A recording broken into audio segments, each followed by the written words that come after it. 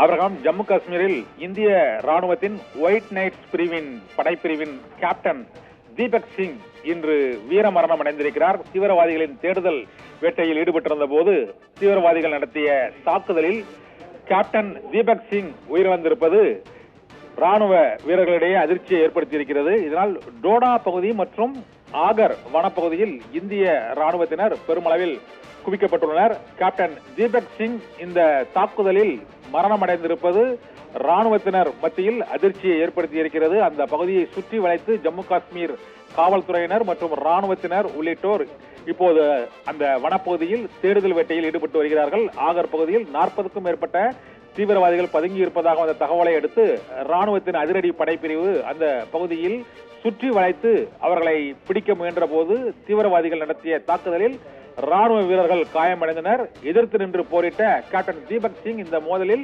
உயிரிழந்திருக்கிறார். அந்த பகுதியில் ராணுவ வீரர்கள் குவிக்கப்பட்டிருக்கிறார்கள். ஜம்மு காஷ்மீர் முழுவதும் ஆகர், டோடா உள்ளிட்ட அந்த பகுதி முழுவதுமே தேடுதல் வேட்டை தீவிரப்படுத்தப்பட்டுள்ளது. ராணுவ வீரர்களும் அந்த இடத்தில் அதிக அளவில் குவிக்கப்பட்டு கண்காணிப்பு மற்றும் சோதனை சாவடிகள் அமைக்கப்பட்டு அங்கு தீவிர கண்காணிப்பு பணிகள் மேற்கொள்ளப்பட்டு வருகின்றன.